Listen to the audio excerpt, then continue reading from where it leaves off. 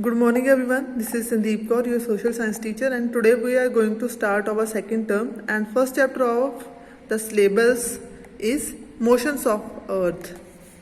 ठीक है बेटा, इस चैप्टर ਦੇ ਵਿੱਚ ਆਪਾਂ ਜਿਹੜਾ ਹੈ ਅਰਥ ਦੀ ਜਿਹੜੀ ਮੂਵਮੈਂਟ ਹੈ ਉਹਦਾ ਮੋਸ਼ਨ ਹੈ ਆਫ ਅਰਥ, ਯਾਨੀ ਕਿ ਮੂਵਮੈਂਟ ਆਫ ਅਰਥ ਜਿਹੜੀ ਹੈ ਉਹਨੂੰ ਪੜਾਂਗੇ। ਕਿੰਨੇ ਤਰ੍ਹਾਂ ਦੀ ਮੂਵਮੈਂਟ ਹੈ, ਕਿਹੜੀ ਸਾਈਡ ਨੂੰ ਮੂਵਮੈਂਟ ਹੈ ਔਰ ਉਹਦੇ ਇਫੈਕਟਸ ਕੀ ਨੇ। ਠੀਕ ਹੈ, next thing is that there are two types of the earth motion.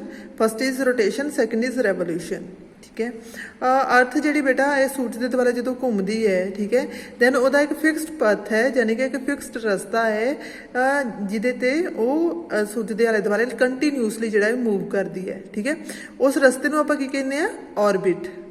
ठीक है, ਉਹ ਵਾਲਾ ਰਸਤਾ ਜਿਹਦੇ ਤੇ ਧਰਤੀ ਆਲੇ ਦੁਆਲੇ ਜਿਹੜੀ ਹੈ ਸੂਰਜ ਦੇ ਆਲੇ ਦੁਆਲੇ ਘੁੰਮਦੀ ਜਿਹੜੇ ਰਸਤੇ ਦੇ ਉੱਤੇ ਉਹਨੂੰ ਆਪਾਂ ਕੀ ਕਹਿੰਦੇ ਆ ਆਰਬਿਟ ਕਹਿੰਦੇ ਆ।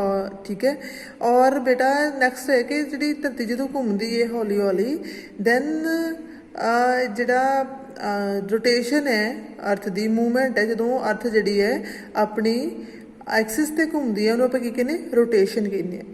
ठीक है, हुण रोटेशन की है, नीचे वाली पिक्चर देखो, ये जी लाइन जी नॉर्थ टू साउथ आ रही है, that is axis of the earth. ठीक है, और आ वाला जो पॉइंट है जिथे कि आप एस यानी कि साउथ नूं जिहड़ा इंडीकेट कर रहा है, सदਰਨ पोल नूं इंडीकेट कर रहा है, ये वाला जो पॉइंट है ये अर्थ जी इनू आप अर्थ के एक्सिस कहने और इनू एक्सिस लाइन कहने। ठीक है, जी कि बिल्कुल अर्थ के सेंटर के विचों पास हो रही है, और ये जी लाइन है ये तो इसे एक्सिस के उपर जोड़ा एक जी अपनी अर्थ है कंटीन्यूसली जो मूव करती है, गोल गोल घूमती है, दैन उन्होंने आप की कहने रोटेशन ऑफ द अर्थ। ठीक है, और रोटेशन नाल ही बेटा एक नैक्सट थिंग जी तुम देखोगे कि जी एक्सिस लाइन है दैट इज टिल्टड। ठीक है, बिल्कुल की है टेढ़ी है, एक साइड में झुकी हुई है। ठीक है, अगर ये लाइन सीधी होंगी तो इन्हों किमें होना चाहिए, बिल्कुल इदा होना चाहिए है, बट ये लाइन किमें है बिल्कुल इवें है। ठीक है, सो ये की है बेटा कि अपनी अर्थ जी है वो एक साइड में झुकी हुई है, और झुकी हुई जी अर्थ है वो किन्ने एंगल बनाती है इक्वेटर तो लैके अगर आप एक्सिस में देखते हैं then it is making the angle of 66.5 degree angle बनाती है। ठीक है, देखो 66.5 डिग्री का एंगल जोड़ा है वो एक्सिस एंड इक्वेटर के बनता पाया है। ठीक है, और जो पिछे वाला अगर आप सीधी लाइन लगाते एक्सिस की लाइन अगर सीधी होंगी और जी रियल लाइन है एक्सिस की वो किन्ने का एंगल बनता पाया 23.5 डिग्री का।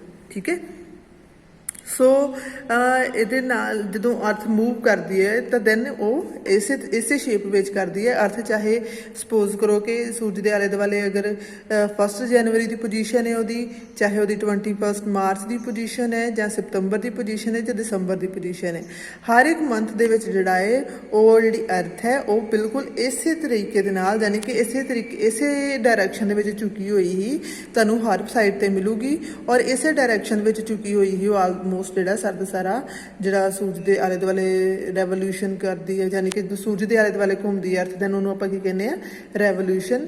ਠੀਕ ਹੈ, ਔਰ ਜਦੋਂ ਆਪਣੀ ਐਕਸਿਸ ਤੇ ਘੁੰਮਦੀ ਹੈ ਉਹਨੂੰ ਆਪਾਂ ਕਹਿੰਦੇ ਆ ਰੋਟੇਸ਼ਨ। ਸੋ ਸਾਰਾ ਸਾਰਾ ਜਦੋਂ ਘੁੰਮਦੀ ਹੈ ਜਾਂ ਜਿੰਨੀ ਵੀ ਮੂਵਮੈਂਟ ਹੈ ਉਹਦੀ ਉਹ ਜਦੋਂ ਹੁੰਦੀ ਹੈ ਦੈਨ ਉਹ ਅਰਥ ਜਿਹੜੀ ਹੈ ਬਿਲਕੁਲ ਇਸੇ ਤਰੀਕੇ ਨਾਲ ਤੁਹਾਨੂੰ ਟਿਲਟਡ ਹੋਈ ਹੀ ਮਿਲੇਗੀ। ਠੀਕ ਹੈ, ਨੈਕਸਟ ਹੁੰਦਾ ਰੋਟੇਸ਼ਨ। रोटेशन के अगर आप गल करिए दैन रोटेशन के की बेनीफिट्स ने, या रोटेशन अगर होंगी है दैन वो की होंगे की इफैक्ट्स ने रोटेशन के, और कि साइड में होंगी है।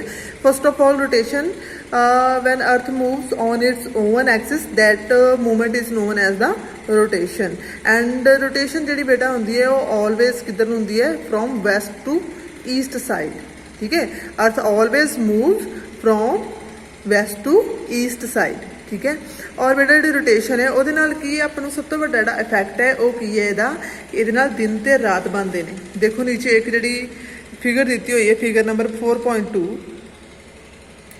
ये आप देख सकते हैं कि फिगर नंबर 4.2 तुम देख सकते हो कि एक जोड़ा है अर्थ में 2 पार्ट्स में डिवाइड किया है। ठीक है, एक जो फस्ट पार्ट है जिस आप स्पैसीफिकली देख सकते हैं कि जी अर्थ है वो सनलाइट ਨੂੰ रिसीव कर रही है, यानी कि सूरज ਦੀਆਂ किरणा जड़ियाँ आन के धरती के एक पार्ट के उत्ते जड़ियाँ ने बिल्कुल सीधियां पै रही, बट दूसरा जो पार्ट है जो ओपोजिट पार्ट है that is not receiving the sunlight. In any way, ठीक है। सो ਜਿਹੜਾ ਹਾਫ ਪਾਰਟ ਅਰਥ ਦਾ ਹੈ ਜਿਹੜਾ ਕਿ ਸਨਲਾਈਟ ਨੂੰ ਰਿਸੀਵ ਕਰ ਰਿਹਾ ਹੈ, देयर इज डे, ठीक है। ਉੱਥੇ ਕੀ ਹੈ, ਦਿਨ ਹੈ। ਔਰ ਜਿਹੜਾ ਪਾर्ट अर्थ ਦਾ ਹੈ ਜਿੱਥੇ ਕਿ सनलाइट नहीं है, ठीक है, बिल्कुल ऑपोजिट साइड ते है, डार्कनैस विच है, ਉਹਨੂੰ ਆਪਾਂ ਕੀ ਕਹਿੰਦੇ ਆ, ਉੱਥੇ ਕੀ ਇਸ ਟਾਈਮ ਤੇ ਹੈ नाइट। सो रोटेशन ਜਿਹੜੀ ਹੈ ਬੜੀ ਜ਼ਿਆਦਾ ਇਹਦਾ ਬੜਾ ਵੱਡਾ ਇਫੈਕਟ ਹੈ ਜਿਹੜਾ, that is formation of day and night. अगर रोटेशन नहीं होएगी, अर्थ एक थां खड़ी रहेगी, दैन ਜਿਹੜੇ दिन रात बनते हैं, ਜਦੋਂ ਆਪਾਂ दिन ਤੇ रात ਵਿੱਚ ਰਹਿੰਦੇ ਆ, ਆਪਣੇ ਇੱਕ ਫਿਨੋਮੀਨਾ ਬਣਿਆ ਹੋਇਆ ਹੈ, then that is not possible, ठीक है। ਅੱਗੇ ਦਿਨ ਰਾਤ ਨੂੰ ਸਮਝਣ ਦੇ ਲਈ ਜਾਂ ਦੀ ਫਾਰਮੇਸ਼ਨ ਨੂੰ ਸਮਝਣ ਦੇ ਲਈ ਆਪਾਂ ਫਿਗਰ ਪੁਆਇੰਟ 4.3 ਦੇਖਦੇ ਹਾਂ। ਫਿਗਰ ਪੁਆਇੰਟ 4.3 ਦੇ ਵਿੱਚ ਬੇਟਾ ਤੁਸੀਂ ਕਲੀਅਰਲੀ ਦੇਖ ਸਕਦੇ ਹੋ ਕਿ ਜਿਹੜਾ ਇੱਕ ਪਾਰਟ ਹੈ ਅਰਥ ਦਾ, ਉਹ ਕੀ ਹੈ, ਬਿਲਕੁਲ ਸਨਲਾਈਟ ਨੂੰ ਰਿਸੀਵ ਕਰ ਰਿਹਾ ਹੈ। ਸਨਰਾਈਜ਼ ਹੈ, ਸਭ ਕੁਝ ਲਿਖਿਆ ਹੈ, ਮਿਡ ਡੇ ਹੈ, ਠੀਕ ਹੈ। ਔਰ ਜਿਹੜਾ ਹਾਫ ਪਾर्ट ऑफ अर्थ है दैट इज इन डार्कनेस, ठीक है। और जिथे डार्कनेस वाला पार्ट ਜਿਹੜਾ that is night, that part is experience night, ठीक है। सो ਜਿਹੜਾ फ्रंट वाला पार्ट है that is receiving the sunlight and इत्थे की है दिन है। और ਜਿਹੜਾ लास्ट पार्ट है ऑपोजिट पार्ट है, हाफ पार्ट ਜਿਹੜਾ है ਉਹ ਜਿਹੜਾ सनलाइट रिसीव नहीं करता ਪਿਆ, सो देयर इज नाइट, ठीक है। सो बेटा ਇਹਦੇ ਵਿੱਚ ਸਭ ਤੋਂ ਪਹਿਲਾਂ ਤੁਸੀਂ ਦੇਖੋ ਕਿ ਇੱਕ ਉਹਨਾਂ ਨੇ ਸਰਕਲ ਬਣਾਇਆ ਹੋਇਆ ਹੈ ਜਿਹਦੇ ਵਿੱਚ ਜਿਹੜਾ ਫਸਟ ਪੁਆਇੰਟ ਹੈ दैट इज पी। देखो P फस्ट पॉइंट है, ठीक है। और P सपोज करो कि तुही आप जो कोई परसन है जिदा तुसी हो या मैं आप P जोड़ा है इस लोकेशन के उत्ते आप रह रहे हैं, ठीक है। सपोज करो ये वाली लोकेशन से आप रह रहे हैं, दैन की होंदा जिवें जिवें अर्थ मूव करती है जो P है वो अगे आउंदा जांदा है और वो इत्थे आ जाता है, ठीक है, बिल्कुल M दे कोल आ जाता है। हुण M जिथे आ जाता है, P प्लेस जो M दे कोल आ जाता है, दैन की होंदा है कि बेटा सनराइज होंदा है, ठीक है। इत्थे आण के की होंदा है, बिल्कुल जो अपने सवेरे सूरज नहीं हले आपां नूं दिखदा और एक हल्की जी लाइट हुंदी है जिन्हों डाउन बोलते हैं, ठीक है। सवेर की जिहड़ी सूरज चढ़न तो पहलां दी जदों सवेर चढ़ती है जिहड़ी रोशनी दी उहनूं डावन बोलते हैं। और वो डावन का जिहड़ा टाइम हुंदा है वो इस टाइम ते इत्थे हुंदा है जदों हाली सूरज चढ़ना हुंदा है, सनराइज हो रहा हुंदा है, ठीक है। फिर इत्थों घूमदा घूमदा अगे जदों अर्थ घूमदी है और अर्थ मूव करदी करदी जिहड़ा पी प्लेस है वो इत्थे आ गया, टी वाली थां ते आ गया। हुण इत्थे देखो ये वाला प्लेस जिहड़ा की है बिल्कुल डायरैक्ट सनलाइट जिहड़े वो रिसीव कर रहा है, सो इत्थे की होएगा मिड डे होएगा जिन्होंने आपां दोपहर कहने हैं, ठीक है।